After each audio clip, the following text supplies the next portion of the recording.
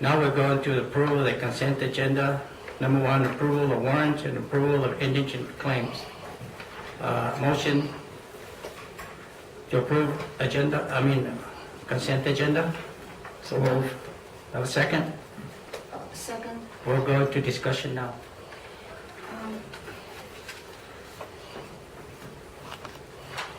Mr. Candelaria, Mr. Frost, I noticed that the money on this consent agenda is already spent, and we are approving it afterwards.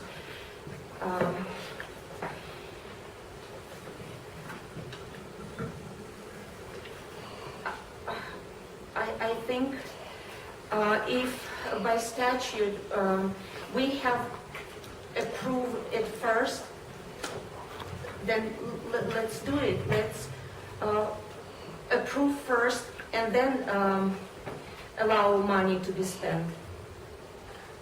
Well, I think that, correct me if I'm wrong, Dennis, but the consent agenda is, now we had an opportunity to go by and examine what we have a problem with being paid or not, right?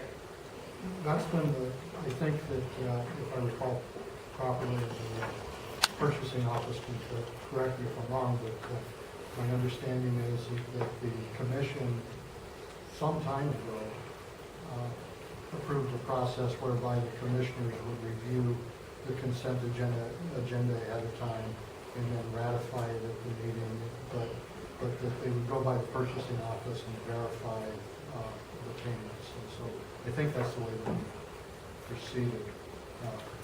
As Mr. Chair, Yes, go ahead. I remember it as that way. I was up here once before, and numerous times I would come to the office and ask about certain things that were on the agenda. And I got my agenda last Thursday, and I read every one of these, and I did not see one that I wanted to question. Mr. Chair, one comment, if I can interject. Go ahead.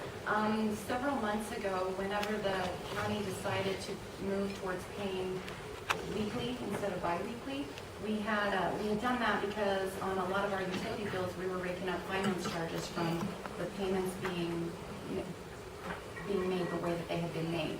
So the commission agreed to pay bills weekly instead of bi-weekly.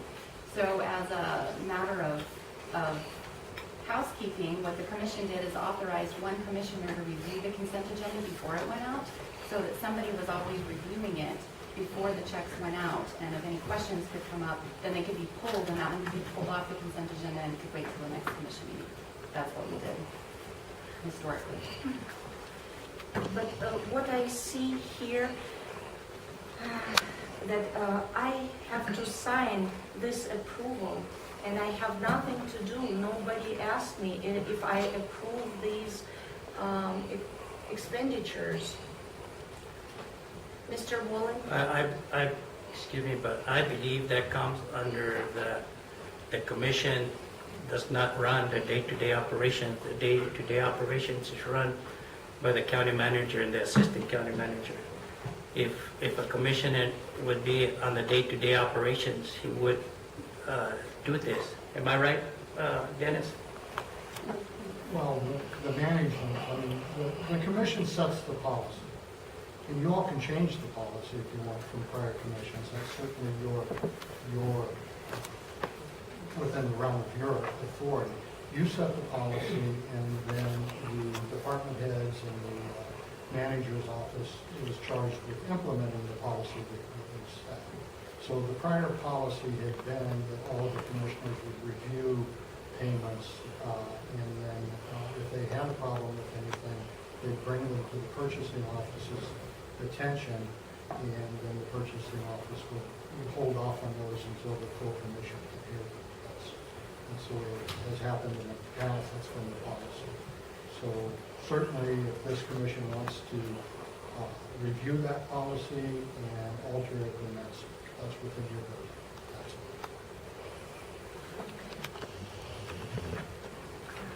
it. Any more comment on that? I myself, I have not seen anything wrong with the policy that we have right now. But we can put it on another agenda down the road and discuss it, further details. Well, if you guys want to follow the same process that we've been following, then what I would recommend is that you guys designate one of yourselves to review the consent agenda before checks are sent out. So we would send them out on a, But that would come under another agenda an item that we can look at further down the road. But right now, this is what we have, and I'll entertain, if there's any further discussion, I'll entertain a motion to accept the consent agenda. Thank you very much. So I have a motion on the floor already? I have a second. We were in discussion. Okay, sorry. Mr. Chairman, please let me ask questions also. I heard from financial department that we can't pay for services we didn't receive yet. But here on the consent agenda, we are paying for Lobonet service ahead of time, and also for radio station service. Mr. Wallen, what will be your comment about that? I don't know the specifics. I'm sorry, I'd be happy to look at it. In general, the statement that you got from the financial department that in certain circumstances, services obviously have to be rendered before the governmental entity can pay for them.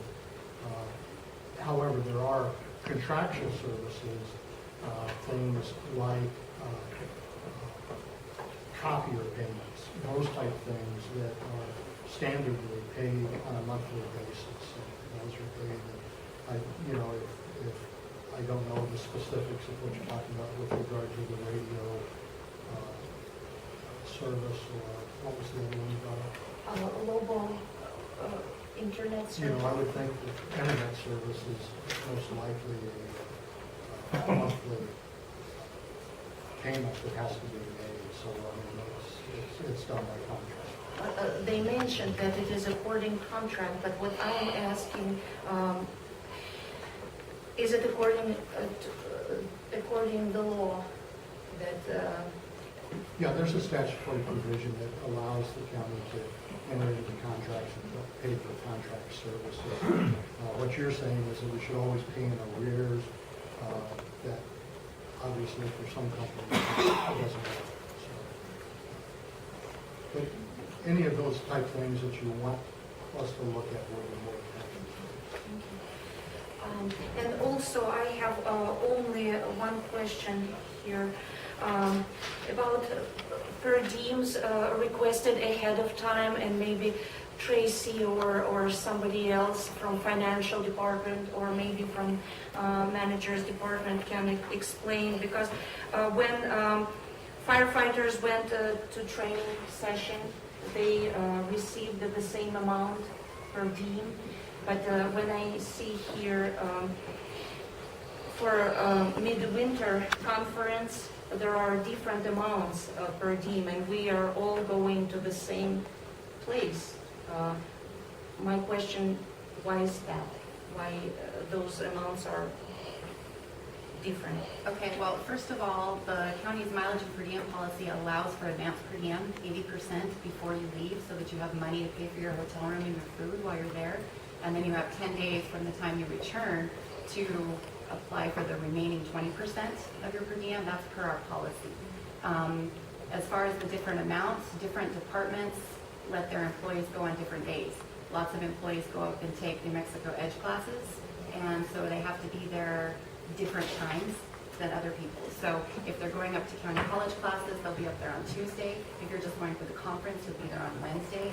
Some employees receive mileage, some employees use county vehicles. Some employees are not entitled to mileage. So that's why the difference is in amounts. With that, any further? If no further, all in favor signify by saying aye. Aye. Motion carried.